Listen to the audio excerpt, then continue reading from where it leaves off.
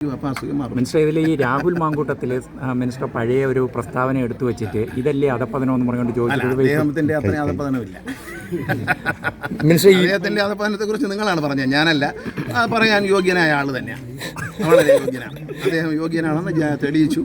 അദ്ദേഹം തെളിയിച്ചുകൊണ്ടിരിക്കുകയാണ് അനുദിനം. ഇനി ആരൊക്കെ വരാൻ പോകുന്ന അറിയത്തില്ല. ഏതായാലും ഞാൻ അദ്ദേഹം ചെയ്ത കണക്കുള്ള പണിയെന്ന് പറഞ്ഞ ആരും വന്നിട്ടില്ല. പിന്നെ മറ്റേ ആളെ കുറിച്ച് പറഞ്ഞ കാര്യം എൻ്റെ അടുത്ത് മറ്റേ IVF നടത്തുന്ന കടകളിലെ ആ പാലക്കാട് ഭാഗത്തുള്ള എല്ലാ IVF നടത്തുന്ന സ്ഥാപനങ്ങളും അടച്ചു.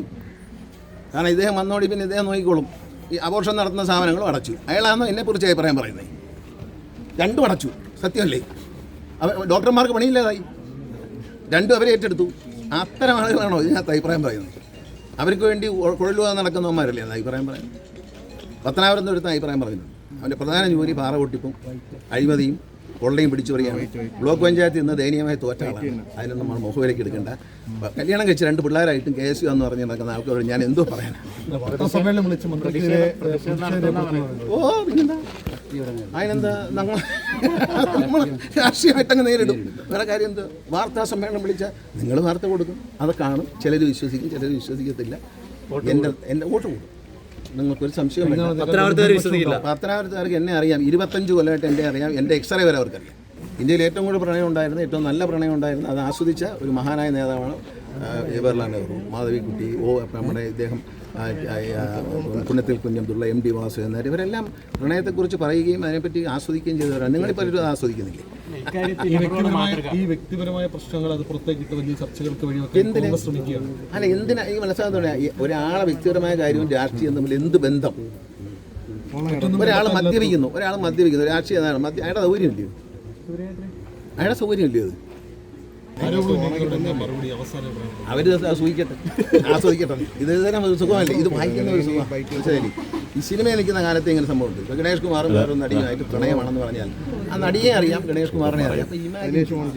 കൊള്ളാലോ, എളുപ്പം.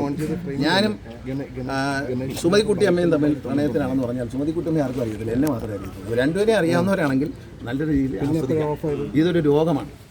ഇത് നമ്മൾ മലയാളിക്ക് ഈ ഒരു പീപ്പിംഗ് ടെൻഡൻസി എന്നൊരു സ്വഭാവം ചില ആൾക്കാർക്കുണ്ട്. ഭൂരിപക്ഷത്തിനില്ല, കുറേ ആൾക്കാരുണ്ട്. അതിൻ്റെ ഭാഗമാണ്. അവർ പീപ്പിയിട്ട് ഒളിഞ്ഞു നോക്കിയാൽ പലതും കാണാം എന്നൊരു ചൊല്ലുണ്ട്. ഇപ്പോൾ തെരഞ്ഞെടുപ്പിലൊരു കാര്യം ചിലർ പറയുന്നത് 5 തെരഞ്ഞെടുപ്പ് കഴിഞ്ഞ 6ാമത്തെ തെരഞ്ഞെടുപ്പിലാണ് ബാലകൃഷ്ണപിള്ള പരാജയത്തിലേക്ക്. അതൊക്കെ ജാതകം നോക്കിയാണ് ചെയ്യുന്നത്. ഈ പിന്നെ പത്തനാപുരം നിയമത്തിൽ പണ്ട് പറയായിരുന്നു ഒരു MLA 2 പ്രാവശ്യം പുള്ളി ജയിച്ചിട്ടില്ല. അങ്ങനെ ഒരു അനാചാരം ഉണ്ടായിരുന്നു. ഒരു MLAയും ഇവിടെ 2 പ്രാവശ്യം പുള്ളി ജയിച്ചിട്ടില്ല എന്ന് പറഞ്ഞാൽ ഞാൻ 5 തവണ ജയിച്ചില്ലേ. ഇതൊക്കെ അനാചാരങ്ങളോ അന്ധവിശ്വാസങ്ങളാണ്. ഇത് പിന്നെ പൂച്ച കുറുക്കിനെ അടി എന്നൊക്കെ പറയുന്നതിനൊക്കെയുള്ള അന്ധവിശ്വാസങ്ങളാണ്. കുന്താലിയെ കൊണ്ട് വരുന്ന ആളിനെ കണ്ട ശകുനപ്പഴയാണ്. അയാൾ വന്ന് വീട്ടിൽ പറമ്പിൽ കിളച്ച് മരച്ചീനിയും വാഴയും വെച്ച് തന്ന് അതെടുത്ത് തിന്നുന്നതിൽ ഒരു ദണ്ണമില്ല. അതുകൊണ്ട് ഇത്തരം അന്ധവിശ്വാസങ്ങളൊന്നും ഞാൻ വിശ്വസിക്കത്തില്ല. അങ്ങനെ രാശിയും ഗീശിയൊന്നുമില്ല. ജനങ്ങൾ നന്മ ചെയ്തിട്ടുണ്ട്, അവർ ജയിപ്പിക്കും. അതിന് ഏത് രാശിയായാലും കുഴപ്പമില്ല, ഏത് ചെഞ്ഞരാശിയായാലും കുഴപ്പമില്ല. എനിക്കിതിലൊന്നും വിശ്വാസമില്ല. ഞാൻ കൂടുതൽ വാർത്തകൾക്ക് News 18 Keralam YouTube channel subscribe ചെയ്യുക.